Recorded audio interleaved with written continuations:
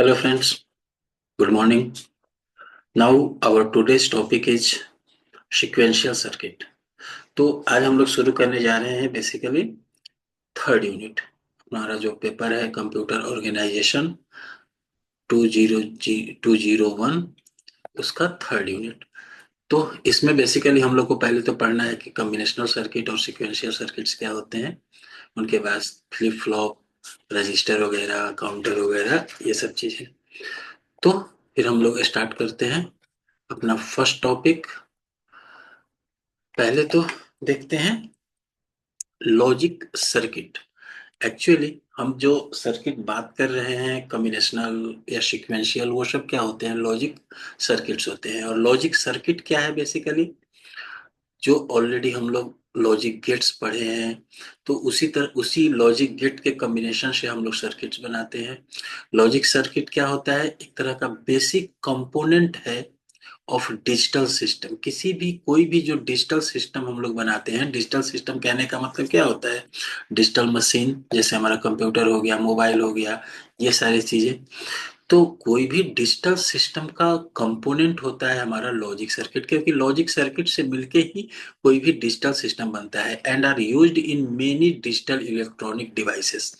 और लगभग ये लॉजिक सर्किट्स सारे डिजिटल इलेक्ट्रॉनिक डिवाइसेस में यूज होते हैं, जैसे कि कंप्यूटर हो गया, कैलकुलेटर हो गया, या फिर हमारे मोबाइल फोन्स वगैरह हो गए। Now they are also known as, इनका एक दूसरा नाम स्विचिंग सर्किट भी है। इन्हें स्विचिंग सर्किट भी कहा जाता है बिकॉज स्विचिंग सर्किट इसलिए कहा जाता है कि because voltage level in digital circuits are assume to be switch instantaneously. Actually क्या होता है कि अ, इनका जो वोल्टेज लेवल होता है, वोल्टेज लेवल से ही एक्चुअली हम लोग कोई भी डेटा रखते हैं। आइदर जीरो या वन से तो वोल्टेज हाई हुआ तो वन, और नहीं तो जीरो। और ये जो वोल्टेज लेवल है, ये इंस्टेंटली, मतलब जब चाहो तब उसी समय स्विच करता है एक से दूसरे फॉर्म में, यानी जीरो है तो वन में, या वन है तो जीरो में। तो इसलिए इन्हें हम लोग स्विचिंग सर्किट भी कह सकते हैं या कहते हैं। बेसिकली ये जो लॉजिक सर्किट होते हैं ना, ये दो तरह के होते हैं। दो तरह के लॉजिक सर्किट होते हैं। एक को हम लोग बोलते हैं सीक्वेंशियल लॉजिक सर्किट। पहला है हमारा सीक्वेंशियल और दूसरा है हमारा कॉम्बिनेशनल। तो आज के क्लास में हम लोग पढ़ेंगे सीक्वेंशियल के बारे में, और नेक्स्ट क्लास में फिर कॉम्बिनेशनल को पढ़ेंगे। ठीक है? तो आज हम लोग शुरू करने जा रहे हैं सीक्वेंशियल सर्किट। हाँ, तो हम पहले देखते हैं सीक्वेंशियल सर्किट के बारे में। नाउ सीक्वेंशियल सर्किट क्या होता है? बेसिकली सीक्वेंशियल लॉजिक सर्किट भी एक तरह का बाइनरी सर्किट है, और इसको ऐसे डिजाइन किया जाता है कि यह वन और मोर इनपुट ले, एक या एक से अधिक इनपुट ले, और एक या एक से अधिक आउटपुट प्रोड्यूस करे, जिसका state now this is the important point, whose states are related to some definite rules that depend on previous state। ठीक है? एक्चुअली ये सबसे इंपॉर्टेंट पॉइंट है इसमें सीक्वेंशियल सर्किट में। इसके पहले हम लोगों ने जो भी चीज देखा, गेट्स वगैरह, वो सब क्या था? वो सब बेसिकली कॉम्बिनेशनल सर्किट है। उसमें क्या होता है कि अभी का जो आउटपुट है, वो सिर्फ अभी हमने जो इनपुट दिया उस पर डिपेंड करता है। इनपुट के हिसाब से आपका आउटपुट मिलता है। लेकिन सीक्वेंशियल सर्किट हमारा क्या कहता है? अभी का इनपुट तो चाहिए ही, लेकिन इसका जो आउटपुट है वो डिपेंड करता है ऑन प्रीवियस स्टेट, मतलब पहले से क्या पोजीशन था उसका, उस पे भी डिपेंड करता है। नाउ कैसे डिपेंड करता है आगे देखेंगे हम लोग। Both the inputs and output can reach either of two state. ये तो सारे के सारे डिजिटल सर्किट का ही क्वालिटी है कि कोई भी होगा, उसका इनपुट हो या आउटपुट हो, वह आइदर जीरो होगा या वन होगा, मतलब हाई वोल्ट होगा या लो वोल्ट होगा। तो मेनली इस तरह के जो सर्किट होते हैं, their output depends not only on the combination of logic state as its input. मतलब इस तरह के सर्किट का जो आउटपुट होता है, वो सिर्फ इनपुट पे डिपेंड नहीं करता है, but more over on logic state that existed previously. ठीक है? मतलब इनका जो आउटपुट होता है वो सिर्फ इसके इनपुट पे डिपेंड नहीं करता है, वो इसके प्रीवियस स्टेट क्या था उस पे भी डिपेंड करता है। जैसे मान लो कोई सिक्वेंशियल सर्किट है, सपोज करो उसका आउटपुट जीरो, उसमें 0 और 1 पास किया गया, तो जो आउटपुट मिला वो आउटपुट सिर्फ इस 0 1 से नहीं मिलेगा, उनको ये देखना होगा कि उनका पहले का स्टेट क्या था। अब पहले का स्टेट आइदर 0 रहा हो या 1 रहा हो तो फिर उस हिसाब से कैलकुलेट होगा। इनका एग्जाम्पल जैसे clocks, flip flops, by stable circuits, counters, memories या रजिस्टर, ये जितने भी हैं ये सारे सीक्वेंशियल सर्किट होते हैं। देखो जस्ट एक समझने के लिए हम एक एग्जांपल लेते हैं, मान लो काउंटर। सपोज करो हमारा काउंटर अगर 0 पे है, तो जैसे ही हम एक सिग्नल देंगे, एक इनपुट देंगे बढ़ाने के लिए, तो 0 से 1 हो जाएगा। अगर हमने यहाँ पे इनपुट क्या दिया 1 बढ़ाने के लिए, तो पहले यह 0 था तब ना 0 से 1 हुआ। अगर ये पहले से 5 रहता तब हम 1 देते तो ये 6 हो जाता। कहने का मतलब ये है कि इसका जो अभी का आउटपुट है वह सिर्फ इनपुट पे डिपेंड नहीं करेगा, प्रीवियस आउटपुट पे भी डिपेंड करेगा। मतलब पहले से उनका क्या स्टेट था उस पे भी डिपेंड करेगा। यही सीक्वेंशियल सर्किट होता है आपका। नाउ इसे अलग तरीके से भी हम लोग डिफाइन कर सकते हैं simply. In other words, the output state of a sequential logic circuit is a function of following three state। तो एक sequential सर्किट में जो आउटपुट मिलता है वो बेसिकली 3 स्टेट को देखता है। किस किस चीज को? तो प्रेजेंट इनपुट, अभी आपने क्या इनपुट किया, पास्ट इनपुट, पहले से क्या इनपुट हुआ, एंड या और मतलब या पास्ट आउटपुट। ठीक है। प्रेजेंट इनपुट क्या है, पहले जो इनपुट हुआ, चूंकि पहले जो इनपुट हुआ उसी के हिसाब से पहले वाला आउटपुट था, तो आप या तो पास्ट आउटपुट कह सकते हो या पास्ट इनपुट कह सकते हो। Sequential logic circuits remember these conditions and stay fixed in their current state until the next clock signal changes on the states। कहने का मतलब क्या है कि सीक्वेंशियल लॉजिक सर्किट को जो भी आउटपुट मिलता है उस आउटपुट पे वो फिक्स होता है, स्टे करता है। चेंज कब करेगा? जब उसको अगला सिग्नल मिलेगा, अगला क्लॉक सिग्नल मिलेगा, अगला डेटा मिलेगा, तब जाकर वो चेंज होगा। अब नाउ यहाँ तो ये चूंकि डिजिटल सर्किट है तो हर हाल में यह हमको दो ही स्टेट देने वाला है, इसीलिए इसको बाई स्टेबल स्टेट भी कहा जाता है। कैन हैव देयर आउटपुट और output set in one of two basic state. तो जो भी इनका स्टेट होगा वो तो 1 होगा या 0 होगा, इसके अलावा दूसरा तो हो नहीं सकता है। And will remain latched. Latched कहने का मतलब क्या होता है कि ये लैच्ड होता है, आगे पढ़ेंगे हम लोग लैच क्या होता है। तो लेस्ट का मतलब है, सिंपली आप समझ सकते हो कि indefinitely in this current state और कंडीशन। मतलब जो भी इसका आउटपुट निकला वह आउटपुट इनडिफिनिट टाइम तक उस पे रहेगा, चाहे वह करंट स्टेट में रहेगा। कब तक रहेगा? जब तक some other input trigger pulse और signal is applied which will cause the bistable to change the state once again. कहने का मतलब क्या है कि सपोज करो अगर ये कोई सीक्वेंशियल सर्किट है, तो इसमें जब भी इनपुट आया तो इसको जो आउटपुट मिला, सपोज करो आउटपुट 0 आया, तो ये 0 पे ही रहेगा, तब तक 0 पर रहेगा जब तक अगेन इसको चेंज ना किया जाए, या जब तक अगेन इसको नया इनपुट ना भेजा जाए, नया क्लॉक सिग्नल ना हो। मतलब जब तक ये चेंज नहीं होगा तब तक इस स्टेट को मेंटेन करके रखेगा। तो सीक्वेंशियल सर्किट के बारे में हम लोग क्या कह सकते हैं? अब इसको एक सिंपल भाषा में हम लोग कह सकते हैं कि ये एक ऐसा सर्किट होता है जो सिर्फ करंट इनपुट पे डिपेंड नहीं करता है, करंट इनपुट और प्रीवियस स्टेट पे भी डिपेंड करता है, और जो भी डेटा इसका आउटपुट मिलता है वो आउटपुट स्टेबल होता है इनफाइनाइट टाइम तक, जब तक कि उन्हें दोबारा से चेंज न किया जाए या चेंज करने के लिए अगला सिग्नल न मिले। इसके इसके कुछ की फीचर्स हैं, जैसे आप कह सकते हो की फीचर्स। तो जनरली दो इसके की फीचर्स हैं, इन दोनों के बिना आपका ये नहीं हो सकता है। मीन्स एक तो फीचर है मेमोरी एलिमेंट, यानी कि इसमें मेमोरी होना ही चाहिए। तीस सर्किट है फ्लिप फ्लॉप, इसमें या तो फ्लिप फ्लॉप होगा या लैच होगा। अब ये लैच क्या होता है, फ्लिप फ्लॉप क्या होता है, आगे देखेंगे।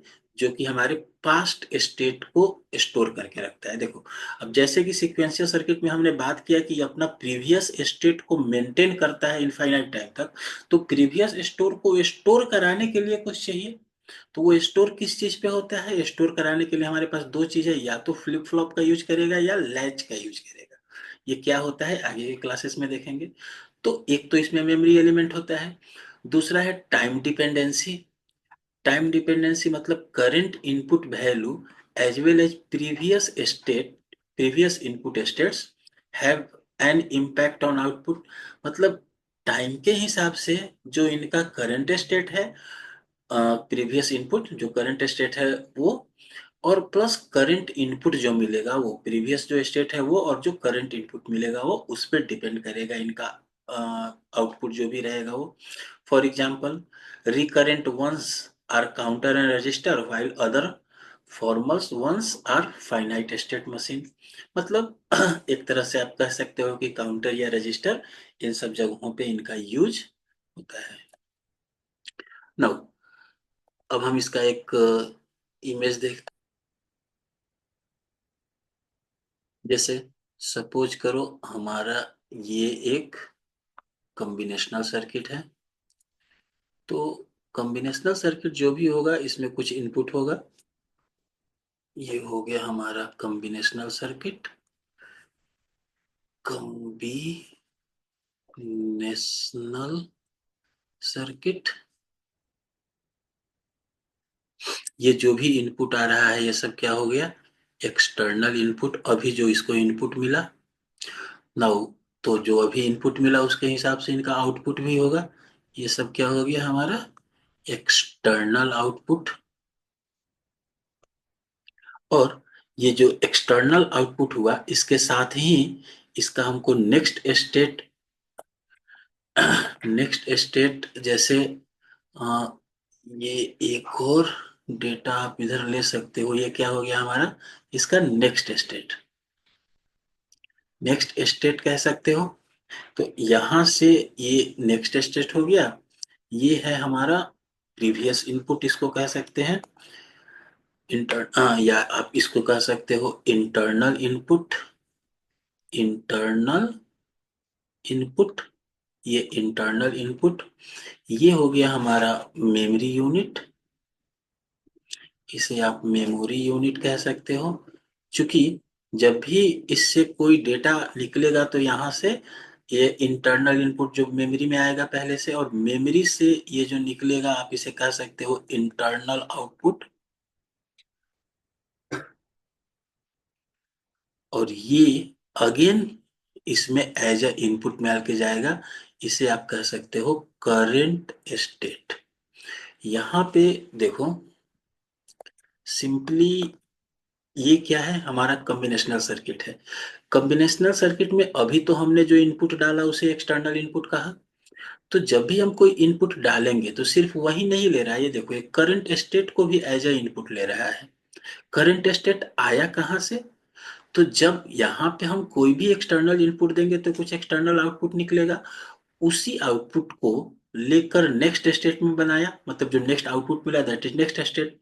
वह स्टेट एक तरह से इंटरनली इनपुट हो गया, हमारे मेमोरी में स्टोर हो गया, और इसी से वो बाहर निकला इस मेमोरी से, और ये फिर करंट स्टेट बन के एज ए इनपुट हुआ। यानी हमारा जो पहले का स्टेट था वो यहाँ से इनपुट हो रहा है, और अभी का input as a external input बन के आ रहा है। कहने का मतलब ये है कि ये जो करंट स्टेट आपको दिख रहा है, करंट स्टेट आया कहाँ से, मेमोरी यूनिट से। मेमोरी यूनिट में डेटा कहाँ से आया, पिछले बार जो आउटपुट निकला था वो। तो पिछले बार का जो आउटपुट निकला था वही हमारा करंट स्टेट हो गया। अभी हमने जो इनपुट दिया वो, और फिर करंट स्टेट भी एज अ इनपुट हुआ, और इस हिसाब से फिर हमें एक्सटर्नल आउटपुट मिला। तो बेसिकली हमारा जो सीक्वेंशियल सर्किट होता है वो इसी हिसाब से काम करता है। सीक्वेंशियल सर्किट हमेशा ऐसे ही काम करता है कि वो उसका आउटपुट सिर्फ इनपुट पे डिपेंड नहीं करता है, बल्कि इनपुट और प्रीवियस आउटपुट यानी प्रीवियस स्टेट पे भी डिपेंड करता है। इसको हम लोग कह सकते हैं, जैसे देखो, as shown in the figure there are two types of input. ऊपर वाले फिगर में दो तरह का इनपुट है। पहला एक्सटर्नल इनपुट। एक्सटर्नल इनपुट क्या है? जो which not controlled by circuit, वो सर्किट से कंट्रोल नहीं होता है। क्यों नहीं होता है सर्किट से कंट्रोल? इसलिए कि जो एक्सटर्नल इनपुट है वो तो बाहर से हमने जो इनपुट दिया चला गया। और दूसरा एक इनपुट है इंटरनल इनपुट। तो इंटरनल इनपुट क्या है हमारा? जो प्रीवियस स्टेट मिला, यानी वो कंट्रोल किससे हो रहा है? मेमोरी से, सर्किट से कंट्रोल हो रहा है। Secondary input or state variable. जो सेकेंडरी इनपुट है हमारा वही करंट स्टेट, तो उसे हम लोग क्या कर रहे हैं, वो स्टेट वेरिएबल है जो स्टोरेज एलिमेंट के द्वारा प्रोवाइड किया जाता है। Whereas secondary output are use for the storage element. Secondary output को हम स्टोर कर लेते हैं। जो सेकेंडरी इनपुट है उसे हम अभी के इनपुट के साथ दे देते हैं, पास कराते हैं, और उनका जो आउटपुट निकलता है, फिर नया वाला जो आउटपुट निकलेगा वो अगले समय के लिए स्टोर करके रख दिया जाएगा। वो स्टोर हो जाएगा, उसमें रख दिया जाएगा नहीं, वो खुद ब खुद स्टोर हो जाएगा। नाउ अब इसके हम लोग कुछ एडवांटेजेस और डिसएडवांटेजेस देख लेते हैं। तो इसके कुछ एडवांटेजेस और कुछ डिसएडवांटेजेस होते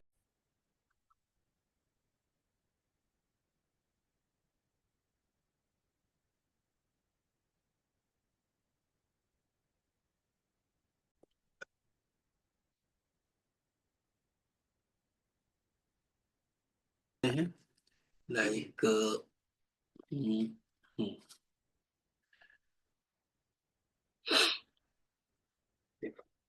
तो सबसे पहला एडवांटेज क्या है हमारा सिक्वेंशियल सर्किट का? सबसे पहला एडवांटेज है memory utilization. Memory utilization, able to store the previous state. चूंकि प्रीवियस स्टेट को भी स्टोर करके रखना है, तभी आपको यहाँ पे आउटपुट मिल पाएगा। तो प्रीवियस स्टेट को स्टोर करके रखना है तो उसके लिए मेमोरी चाहिए। बिना मेमोरी के तो ये हो नहीं सकता है। तो मेमोरी यूटिलाइजेशन होता है इसमें। नेक्स्ट है फंक्शनल वर्साटिलिटी। अब ये बेसिकली वैसे टास्क में यूज होता है जहां पे हमको सीरीज ऑफ ऑपरेशन करना है, जैसे स्टेट मशीन वगैरह होते हैं या काउंटर्स होते हैं। जैसे काउंटर कभी भी करंट पे डिपेंड नहीं करता है। अगर हम आपको किसी भी जगह काउंटिंग में आपको हम बोले कि आप एक बढ़ाओ, तो आप क्लियर नहीं हो पाओगे, आउटपुट नहीं दे पाओगे। क्यों? क्योंकि आपको पता ही नहीं आपके पास नंबर क्या है। और अगर हम आपको कहें कि पहले से आपके पास 5 है, अब 1 इंक्रीज करो, तो आप कहोगे हाँ 6। पहले से आपके पास 10 है, हम 1 दे रहे हैं तो 11। यानी जब भी आपका काउंटर बढ़ेगा तो किस स्टेट पे बढ़ेगा? प्रीवियस स्टेट को देखने के हिसाब से ही। प्रीवियस स्टेट आपको पता रहेगा तभी। और अगर प्रीवियस स्टेट 0 0 है तो ठीक है भाई, 0 से 1 होगा। तो इसलिए इन तरह की चीजों में आपको हमेशा सीक्वेंशियल सर्किट ही लगता है, उसी का यूज कर सकते हो। दूसरे कुछ इसके डिसएडवांटेजेस हैं। जैसे पहला है कम्प्लेक्सिटी। ऑब्वियस सी बात है कि हम लोग जैसे गेट वेट पढ़ते थे तो उसमें एक बार इनपुट दिया, आउटपुट मिला, कहानी खत्म। यहाँ तो वो चीज है नहीं। यहाँ ये है कि हमने अभी इनपुट दिया, पहले का क्या इनपुट था, उन दोनों को मिला के करंट आउटपुट निकाला, और उस आउटपुट को अगेन स्टोर कर रहा है, अगेन उसको मेमोरी में रख रहा है। तो ये सारे थोड़े कॉम्प्लेक्सिटी तो इसमें है। Now slower operation. ऑब्वियस सी बात है कि जब इसके पास काम ज्यादा है, मतलब डेटा स्टोर भी कर रहा है, प्रीवियस स्टेट को भी देख रहा है, तो ये सब थोड़ा सा काम ज्यादा है। तो ये सब जब चूंकि कर रहा है तो ऑपरेशन तो थोड़ा स्लो होगा ही। तो ये थोड़ा स्लो काम करता है। ठीक है। नाउ अब हम लोग देखते हैं टाइप्स ऑफ सीक्वेंशियल सर्किट। तो बेसिकली सीक्वेंशियल सर्किट दो तरह के होते हैं। पहला हो गया हमारा asynchronous sequential circuit. Asynchronous sequential circuit का मतलब क्या है कि ये जो एसिंक्रोनस सीक्वेंशियल सर्किट होते हैं, इनमें बेसिकली क्लॉक सिग्नल नहीं होता है। बस डिफरेंस यही है कि इसमें क्लॉक सिग्नल नहीं होता है। तो जब क्लॉक सिग्नल नहीं होता है तो दिस सर्किट, ये सर्किट बेसिकली फास्ट काम करते हैं सिंक्रोनस सीक्वेंशियल सर्किट से, क्योंकि ये अपने स्टेट को चेंज करने के लिए क्लॉक सिग्नल का वेट ही नहीं करते हैं। क्योंकि इनमें क्लॉक सिग्नल होता नहीं है तो क्लॉक सिग्नल से ये इंडिपेंडेंट होते हैं और क्लॉक सिग्नल का वेट ही नहीं करते हैं। तो फिर जैसे डेटा आया वैसे ही डेटा पास हुआ। जैसे ये सपोज करो कि ये हमारा इनपुट है और ये फिर इधर हमारा ये आउटपुट लेवल है। तो इसमें बेसिकली क्या होता है कि एसिंक्रोनस सीक्वेंशियल सर्किट में कि जैसे ही डेटा इधर से इनपुट दिया गया, डेटा आउटपुट आपको मिल गया। ये आपको किसी भी समय आ, ये सिंक्रोनाइज्ड होने का वेट नहीं करता है। जैसे इनपुट मिलता है वैसे आउटपुट दे देता है, क्योंकि इनके पास टाइम नहीं होते हैं, क्लॉक सिग्नल नहीं होते हैं। नाउ दूसरा टाइप जो है हमारा वो है सिक्वेंशियल सिंक्रोनाइज सीक्वेंशियल सर्किट। तो सिंक्रोनस सीक्वेंशियल सर्किट में क्या होता है, ये बस थोड़ा सा अंतर है। अंतर बस ये है कि इसमें सिंक्रोनस सीक्वेंशियल सर्किट में सिर्फ क्लॉक सिग्नल अटैच्ड होते हैं। तो क्लॉक सिग्नल अटैच्ड होने के कारण, जैसे ये हमारा मान लो कि ये हमारा सीक्वेंशियल सर्किट है, तो इसमें जब भी इनपुट आ रहा है, जैसे ही इनपुट आया वैसे ही ये आउटपुट नहीं देता है। ये आउटपुट देने के लिए वेट करता है किस चीज का, क्लॉक सिग्नल का। तो इस तरह के सर्किट में एक क्लॉक सिग्नल भी लगे होते हैं, यानी बिना क्लॉक के ये काम नहीं करता है। अंतर यही है। सीक्वेंशियल सर्किट, अब सिंपल भाषा में हम कह सकते हैं कि सीक्वेंशियल सर्किट दो तरह का होता है, एसिंक्रोनस और सिंक्रोनस। तो एसिंक्रोनस सर्किट वह है जिसमें क्लॉक नहीं लगा होता है, और सिंक्रोनस वह है जिसमें क्लॉक लगा होता है। तो अगर क्लॉक लगा है तो फिर वो टाइम टेबल के हिसाब से चलेगा, जब जब क्लॉक सिग्नल देगा तभी चलेगा। और जिसके पास क्लॉक नहीं लगा है वो हमेशा रेडी है, जैसे ही डेटा आया आगे बढ़ जाएगा। तो ये हुआ हमारा कॉम्बिनेशनल सर्किट। आज का क्लास सीक्वेंशियल सर्किट, आज का क्लास इतना ही। नेक्स्ट क्लास में हम लोग पढ़ेंगे सीक्वेंशियल सर्किट के बारे में। Thank you.